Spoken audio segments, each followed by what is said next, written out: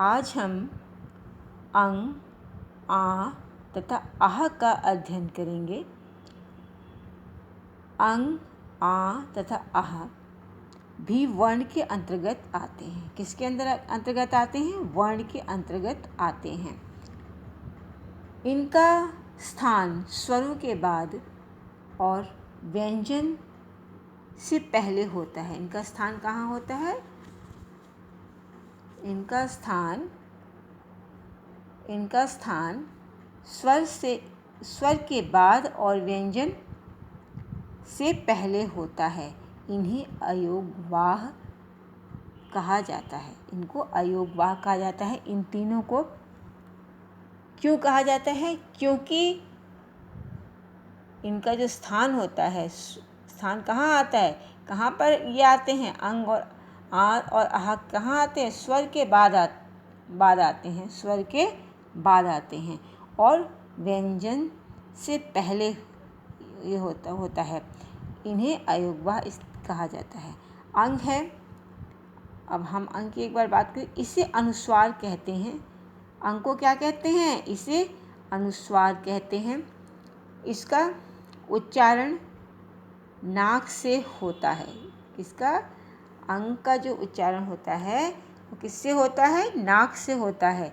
इसका उच्चारण जिस वर्ण के बाद होता है, इसका उच्चारण जिस वर्ण के बाद होता है उसी वर्ण के सिर पर इस प्रकार निशान बिंदी के रूप में इसे लगाया जाता है।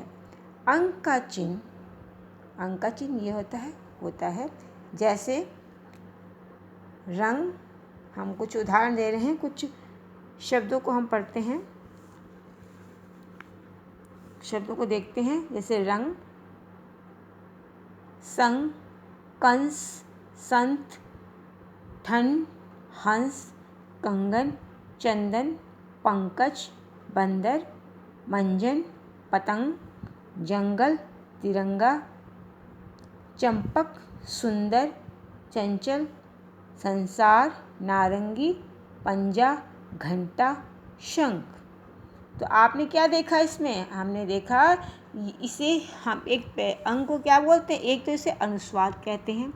क्या कहते हैं? अंग को अनुस्वार कहते हैं। इसका उच्चारण स्थान क्या है? इसका उच्चारण होता है नाक से होता है।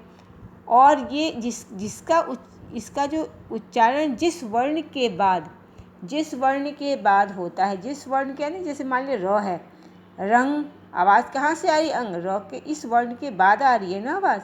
र वर्ण जो है, र व्यंजन के बाद आवाज़ आ रही है। ठीक है, तो रंग। अब देखो इसका उच्चारण जिस वर्ण के बाद होता है उसी वर्ण ये वर्ण के ऊपर आया ना, उसी वर्ण के सिर पर बिंदी के रूप में इसे लगाया जाता है। लगाया हमने, और अंक का चिन्ह यही आपका ये होता है। इस प्रकार हम अंक का चिन्ह बनाते हैं। ठीक है, अब हम आते हैं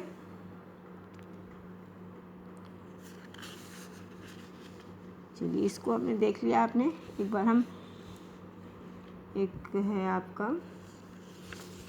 अब देखिए, अब है आ की बात कर रहे थे। आ जिसे हम आँख बोलते हैं। आँख से आँख हो गया, तो इसे आँख की आवाज़ आएगी इसकी। इसे अनुनासिक स्वर कहते हैं। क्या कहते हैं इसे? आँख को क्या कहते हैं? इसे अनुनासिक स्वर कहते हैं। अनुनासिक स्वर। इसका उच्चारण नाक और गले दोनों से होता है। इसका आँख का जो उच्चारण होता है, आँख का जो उच्चारण होता है नाक और गले दोनों से होता है। आँख का चिन्ह ऐसे होता है, डालिए सीधी लाइन, और ये चंद्र बिंदु होता है। अनुस्वार, ये जो अनुस्वार आपका, ये जो बिंदी अभी हमने किया था, अनुस्वार के समान ही अनुनासिक यानी कि चंद्र बिंदु, अनुस्वार के समान ही, इसके समान ही अनुनासिक यानी कि चंद्र बिंदु, अनुनासिक ये चंद्र बिंदु का प्रयोग किया जाता है। अंतर केवल समय का होता है। इसके बोलने में कम समय लगता है। इसके बोलने में कम समय लगता है और इसके उच्चारण में हवा नाक और मुंह दोनों से बाहर निकलती है। किसके? आ के उच्चारण में नाक और मुंह दोनों से उच्चारण में हवा जो है नाक और मुंह दोनों से बाहर निकलती है। अनुनासिक ध्वनि का चिन्ह, अनुनासिक ध्वनि यानी कि इसका जो चिन्ह है, आपको अभी हमने बताया था चंद्र बिंदु है। अनुनासिक ध्वनि का चिन्ह ये है आपका चंद्र बिंदु। इसका जिसका प्रयोग सावधानी से करना चाहिए, क्योंकि अनुनासिकता अर्थ भेद का कारण भी है। ठीक है, जैसे अगर आपने यहाँ पे अगर अनुनासिक ध्वनि या चिन्ह लगाया, आपने अनुनासिक का चिन्ह लगाया, आ का चिन्ह लगाया, तो ये देखिए सांस है, सांस। अब ये सांस जो आप लेते हैं, उगली जैसे उगली, उगलना, उंगली। अब आपने जब इस पे अनुनासिक बिंदी लगाई, अनुनासिक की बिंदी आपने लगाई, इस पे चंद्र बिंदु लगाया, तो क्या हो गया? उंगली जो आपकी उंगली है ये वाली। ठीक है, उसके बाद वही और आपने जब इस पे बिंदी लगा दी तो वही हो गया। क्या हो गया? वही। तो इसमें आपको ध्यान देना है, इसमें बदल जाता है। जब आप मात्राओं का भी मैं आपको बताऊंगी। ये वाक्य क्या हो गया? वही। गोद, जब आपको शिरो रेखा के ऊपर लगे अगर मात्रा होती है, तो जब ये शिरो रेखा है, ये आपकी लाइन शिरो रेखा के ऊपर अगर मात्रा होती है, तो वहाँ पे ये जो है इसका चिन्ह जो है चंद्र बिंदु का चिन्ह, ये इस बिंदी में बदल जाता है। ठीक है, तो गोंद। अब आपको बताते हैं और शब्दों को। अब देखिए यहाँ पे आइए, आ का जो है जिन स्वरों की मात्राएं शिरोरेखा से नीचे लगती हैं। अभी मैंने बोला था आपको कि कैसे, मैं अभी आपको बताऊंगी। आ का जो है जिन स्वरों की मात्राएं शिरोरेखा यानी कि जो लाइन खींची है, ये लाइन खींची है, इसको शिरोरेखा बोलते हैं, से नीचे लगती है। देखिए आ की मात्रा नीचे आ गई, मौ में बड़े ऊ की मात्रा नीचे आ गई, ये जो नीचे लगती है, जिन स्वरों की मात्राएं शिरोरेखा से नीचे लगती हैं, उनमें यह चंद्र बिंदु के रूप में दिखाई देता है। देखिए अभी नीचे लगी आ की मात्रा, यह बड़े ऊ की मात्रा, यहाँ बड़े ऊ की मात्रा ऊ, तो इसमें क्या होता है? इसमें जो ये आ का जो चिन्ह है, जिसमें नाक और मुंह दोनों से आवाज़ आती है, दोनों का सहारा लेके हमें बोलना पड़ता है, उसमें ये नीचे जिसमें चंद्र बिंदु के रूप में दिखाई देता है आ। ठीक है, अब आइए इधर, जिन स्वरों की मात्राएं शिरोरेखा के ऊपर लगती हैं। अब शिरोरेखा अभी यहाँ मैंने कहा था, मैं आपको बताऊंगी। जिन स्वरों की मात्राएं शिरोरेखा के ऊपर लगती हैं, वहाँ यह इस तरह आपका बिंदी के रूप में दिखाई देता है। जैसे शिरोरेखा यानी कि जो लाइन खींची है, आप सीधी लाइन गई है, उसके ऊपर हम लाइन खींचा हमने वर्ण के ऊपर, तो ये जो मात्राएं गई हैं, एक ए की मात्रा लगी है इस पर, ई की मात्रा लगी, ओ की मात्रा लगी है, तो इसमें ये किस रूप में आएगा? आ की मात्रा बिंदी के रूप में दिखाई देगा। ऐंठना, ईंट, झोंपड़ी। तो आप समझ गए होंगे, जिन स्वरों की आ का कहाँ पे, जिन स्वरों की मात्राएं शिरोरेखा से नीचे लगती हैं, उनमें यह चंद्र बिंदु के रूप में दिखाई देता है। जैसे आँख, मूछ, पूँछ, ऊँट। और जिन स्वरों की मात्राएं शिरोरेखा के ऊपर लगती हैं, वहाँ यह बिंदी के रूप में दिखाई देता है। जैसे ऐंठना, ईंट, झोंपड़ी। ठीक है, आ यानी चंद्र बिंदु वाले से बने शब्द कुछ हम पढ़ लेते हैं। इसका सबको पता है, लेकिन हम एक बार फिर से पढ़ लेते हैं। आँख है चांद, नाक और मुंह से दोनों से आवाज़ आ रही है। चांद, बांस, कांच, गांठ, दांत, पाँच, आँख, हंस, आंगन, हंसना, कांटा, बूंद, आंचल, सूंड, बांसुरी, अंगूठी, लांघना, झांकना, मुंह, दूरियां, माँ, आंसू। अब आइए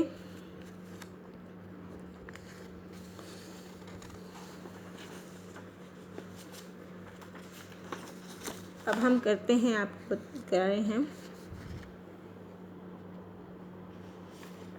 अब हम जरा आ के में पढ़ लेते हैं, आ के विषय में, फिर हम और बातों पे आते हैं। एक बार हम फिर करेंगे।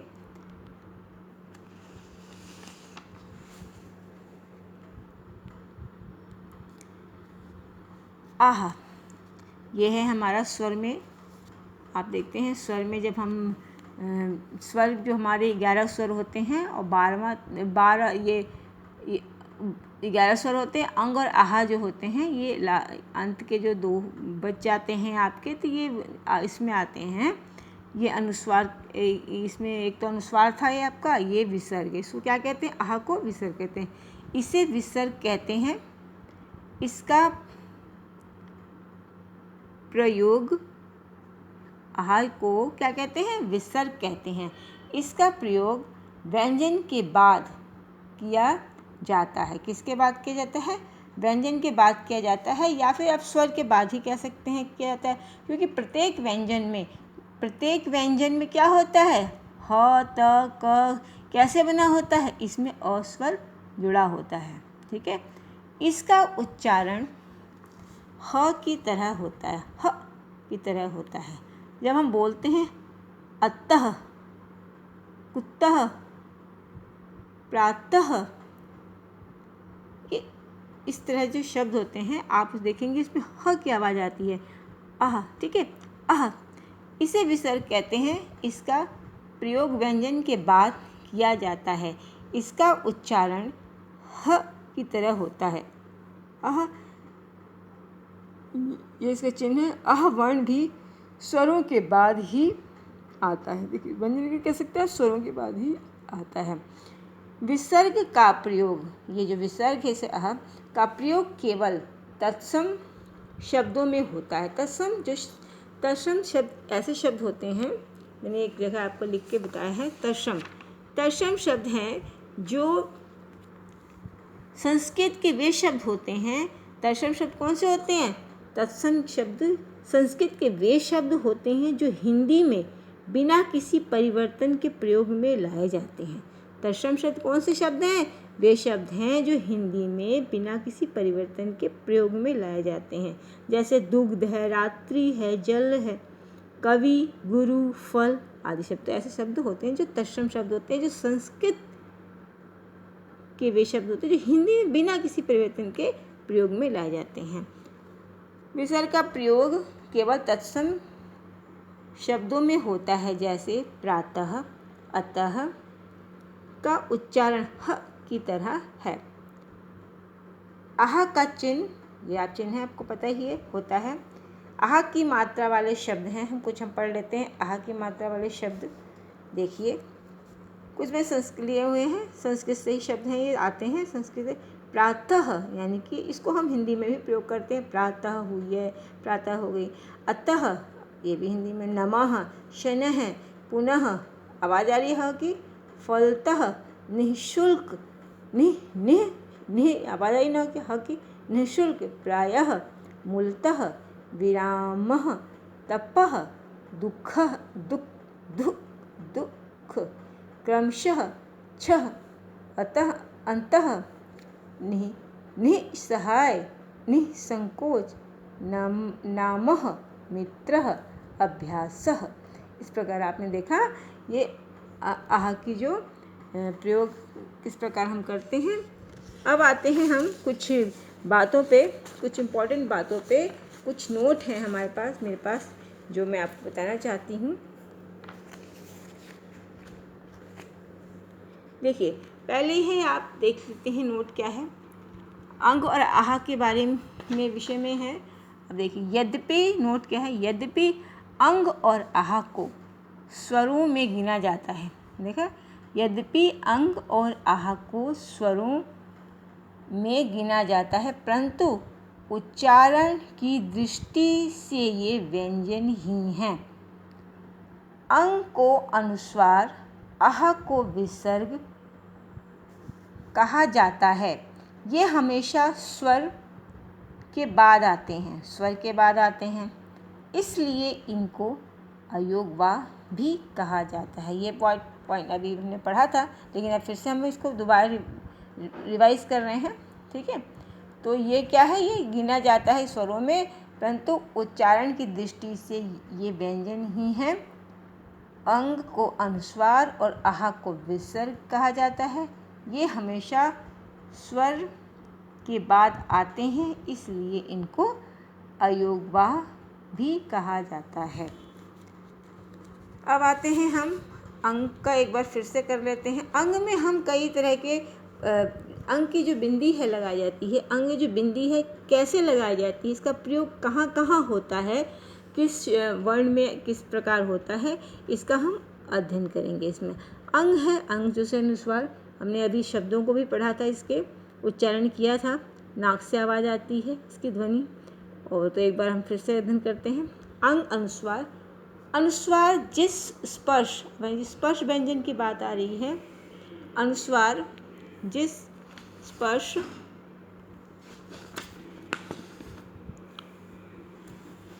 आपने देखा होगा जो स्पर्श व्यंजन कौन से होते हैं, स्पर्श व्यंजन क से म तक जो व्यंजन होते हैं उसको हम स्पर्श व्यंजन कहते हैं। अब देखिए, हम जरा एक बार बुक में देखते हैं, क से म तक आपको स्पर्श व्यंजन के बारे में बता दें। एक तो हिंदी वर्णमाला 33 व्यंजन होते हैं और स्वर आपके 11 होते हैं। ये क वर्ग, च वर्ग, ट वर्ग, त वर्ग, प वर्ग। ठीक है, तो आप देखिए ये 25 स्पर्श व्यंजन है। कितने हैं? 25 स्पर्श व्यंजन हैं। तो ये पूछ रहा है, कह रहा है आपको अनुस्वार जिस स्पर्श व्यंजन से पहले आता है, स्पर्श व्यंजन से पहले आता है, ये आपके क से म तक जो है आपके, यानी क वर्ग से प वर्ग तक के जो व्यंजन हैं वो किस में आते हैं? स्पर्श व्यंजन आते हैं। अब इसमें आ जाइए, अनुस्वार जिस स्पर्श व्यंजन से पहले आता है, ये जो बिंदी वाला गर है, जिस स्पर्श व्यंजन से पहले आता है उसी व्यंजन के वर्ग के पंचम वर्ण के रूप में उच्चरित होता है। ठीक है, अनुस्वार जिस स्पर्श व्यंजन से पहले आता है उसी व्यंजन के वर्ग के पंचम वर्ण के रूप में उच्चरित होता है। अब आप देखिए, पंचम वर्ण क्या है? पांचवा भाग, पांचवा वर्ण, पंचम वर्ण, पांचवा वर्ण। देखिए अब इसमें पांचवा वर्ण कौन सा है? देखिए, क, ख, ग, घ, अंग, ये पांचवा वर्ण है। च, छ, ज, झ, य, ये पांचवा वर्ण है। ट, ठ, ड, ढ, ण, ये पांचवा वर्ण है। त, थ, द, ध, न, ये पांचवा वर्ण है। प, फ, ब, भ, म, ये पांचवा वर्ण है। ये जो आपके हैं 1, 2, 3, 4, ये 5 जो ये पांचवें पंचम वर्ण, इसको बोलते हैं हम पंचम वर्ण। ठीक है, 5वें नंबर पे जो वर्ण आते हैं इसको हम बोलते हैं पंचम वर्ण। तो उसी कह रहा है अनुस्वार जिस स्पर्श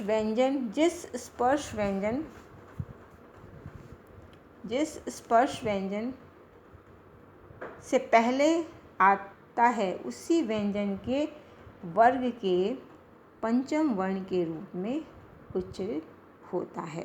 जैसे मान लीजिए हमने लिखा गंगा, क्या लिखा? गंगा। अब आपको इस आगे वाले वर्ण को नहीं देखना है, पीछे वाले वर्ण को देखना है, ये वाले व्यंजन को। देखिए,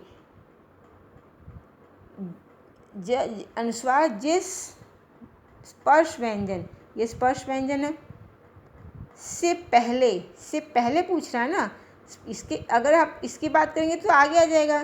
तो इससे इस गंगा, ये है ना, इसके इस व्यंजन से पहले ये अनुस्वार आ रहा है। इस व्यंजन से पहले ये वाला ग है, इस व्यंजन से पहले ये अनुस्वार आ रहा है। ठीक है, पहले पंचम वर्ण के रूप में। अब इस देखिए, इस ग वाले में ग वाले व्यंजन में कौन सा पंचम वर्ण है? पंचम वर्ण है ये अंगा। ठीक है, क ख ग अंगा। तो ये इसमें देखिए गंगा हम के जो स्वर अनुस्वार की जो बिंदी लगी है, आप बिंदी लगी है यानी अनुस्वार की जो बिंदी लगी है, आप इसकी जगह क्या लिखेंगे? पंचम वर्ण लिखेंगे। ग, ये पंचम वर्ण है आपका अंगा। गा, गंगा, ग अंगा गंगा। समझिए आप। उसके बाद आप आइए चंचल। अब देखिए ये व्यंजन है, इसकी चंचल, इसके बाद इसके पहले कौन सी ये जो है अनुस्वार की जो आवाज़ आ रही है, ये देखिए, ये देखना है आपको।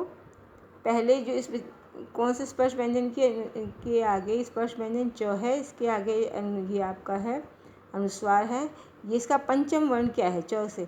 च देखिए, च वर्ग में पंचम वर्ण है च, छ, ज, झ, ञ। ये जो है ये आपका पंचम वर्ण है। तो जब हम लिखेंगे तो जो अनुस्वार की जो बिंदी लगी है उसकी जगह पे हम ये वाला पंचम वर्ण लिखेंगे। देखिए, और आधा लिखेंगे, क्यों? क्योंकि पूरा नहीं है, बिंदी लगी है, इसका मतलब आधा है ये। हम ये पूरा नहीं लिखते, पूरा जब हम अ की मात्रा लगा देते हैं तब लगते हैं चंचल, चंचल। ठीक है, ये आप देखिए पांडव। अब ड किस वर्ण में आता है? ट, ठ, ड, ढ, ण, ये इस वर्ण में आता है। देखिए ट, ठ, ड, इस वर्ण में आ गया आपका। इसका पंचम वर्ण क्या है? ण। ठीक है, ये आपका आ गया। देखिए अब आप देखिए इसमें हम ऐसे क्या लिखेंगे? पा। अब ये जो अनुस्वार की जो बिंदी लगी है उसको हम लिखा हमने ड व, पांडव। क्या लिखा हम? हो गया आपका पांडव। अब आते हैं आप देखिए दंत। क्या है ये? दंत। अब तव, त, थ, द, ध, न। पंचम वर्ण क्या है इसका? न। त, थ, द, ध, न, ये पंचम वर्ण है आपका। तो अब क्या लिखेंगे? अनुस्वार की बिंदी के आगे बिंदी है, इसको क्या हम लिखेंगे? न लिखेंगे। द आधा न, त, दंत। क्या लिखेंगे? दंत। इसका कैसे आप उच्चारण करेंगे? हम दंत। अब है बा। ब है बा, अम्बा। अब देखिए ब है, ब किस में आता है? ब आता है आपका, देखिए किस में आएगा बताइए? ब प वर्ग में, प, फ, ब, भ, म। तो प, फ, ब, भ, म। म आपका ये इसमें क्या है? पंचम वर्ण है। तो जो हम अ के ऊपर जो बिंदी लगी है, अनुस्वार लगा है, उसको हम क्या लिखेंगे? ब जो व्यंजन है उसके आगे उसका पांचवा वर्ण कौन सा है? ब के आगे पांचवा वर्ण कौन सा है? ये बिंदी म। क्या है? म, आधा म। तो क्या हो गया? अम्बा, अम्बा, अम्बा। ठीक है, ये हो गया आपका। और अब देख सकते हैं। और अब देखिए इसी में है आपका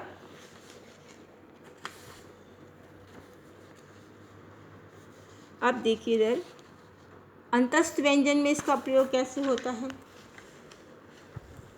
अनुस्वार का अंतस्थ व्यंजन में किस प्रकार प्रयोग किया जाता है? अंतस्थ व्यंजन में अंतस्थ व्यंजन कौन कौन से हैं? य, र, ल, व। य, र, ल, व। और उष्ण व्यंजन श, श, स, ह। ठीक है, इन व्यंजनों से पूर्व इनका रूप क्या होता है? ये व्यंजन अगर लगते हैं अंतस्थ व्यंजन और उष्ण व्यंजन, अंतस्थ और उष्ण व्यंजनों से पूर्व इनका रूप इस प्रकार होता है, बिंदी वाला, बिंदी लगी होती है, होता है।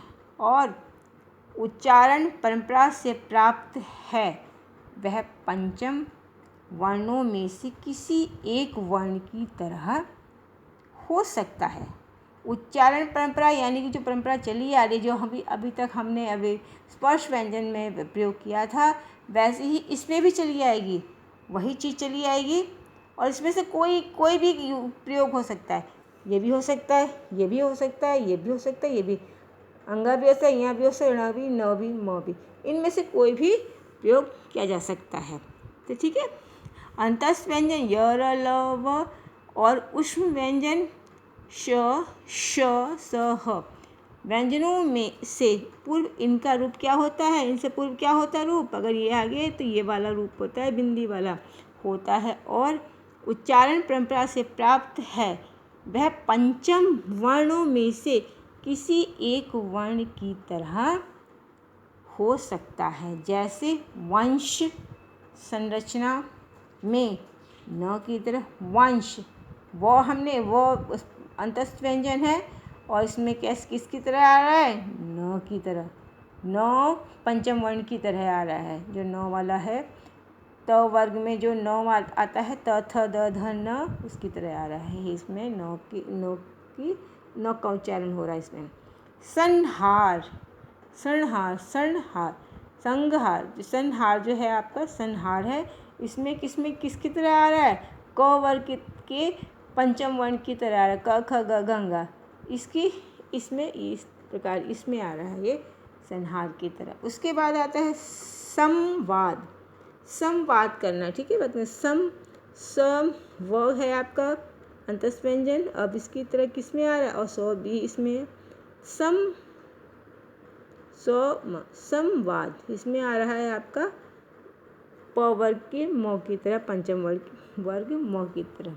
ठीक है। शब्दांत में, शब्दांत यानी शब्द के अंत में अनुस्वार का उच्चारण म की तरह ही होता है। अनुस्वार का उच्चारण शब्दांत में, शब्दों के अंत में क्या होता है? अनुस्वार का उच्चारण म की तरह होता है। जैसे स्वयं, ये जो स्वयं है, ये म जो है आधा म की यहाँ पे आ जाएगा। अगर आप इसको हटाएंगे खोलेंगे तो आधा म, स्वयं के मतलब अपने आप। ठीक है, ये इस प्रकार ये हो गया आपका। अब है कुछ और भी जो चीज़ें आती हैं, कुछ शब्द हैं इसमें जिसमें हमारा आगत वर्ण, आगत वर्ण का भी हम थोड़ा अध्ययन कर लेते हैं। आगत वर्ण वो वर्ण होते हैं जो दूसरी भाषाओं से लिया जाता है। आगत ध्वनियाँ जो ध्वनियाँ होती हैं वो दूसरी भाषाओं से ली गई ध्वनियाँ होती हैं। जैसे है आगत वर्ण आ, ज, फ, ज, फ, ज नीचे नुक तक लगा है। ज, फ अरबी फारसी से और आ अंग्रेजी के प्रभाव से हिंदी में आई हैं। ज, फ अरबी फारसी से, आ अंग्रेजी के प्रभाव से हिंदी में आई हैं। अंग्रेजी भाषा के प्रभाव के कारण आ को भी स्वर में ले लिया गया है। जैसे torch, ball, oxygen, office, doctor, cotton, college आदि। अब ये है दूसरा पॉइंट आपके अंगा, या, ण, न, म, ये तो पता है आपको। ये क्या है? ये पंचम वर्ण है। इनको पंचम वर्ण कहलाते हैं। ये आपके जो पंचम वर्ण अभी हमने किया है, अंगा, या, ण, न, म, ये पंचम वर्ण कहलाते हैं। अब ये ड वाली जो बिंदी है, ढ वाली जो बिंदी लगी है, ण साउंड, जैसे पढ़, ड़ का उच्चारण की तरह होता है। हिंदी की विकसित ध्वनियाँ हैं। ये हिंदी की विकसित ध्वनियाँ हैं। ये संस्कृत में नहीं थी, ये पहले संस्कृत से ही हिंदी में आए हैं। तो ये पहले ये संस्कृत में नहीं थी, इसको हिंदी में विकसित किया गया। हिंदी में लिखते समय इसको प्रयोग किया गया है। ठीक है, तो ये आज हमने ये सीखा है, हमने अयोगवाह के विषय में सीखा है और आगत वर्ण के विषय में जानकारी हासिल की है। आशा करते हैं कि आपको समझ आ गया होगा। धन्यवाद।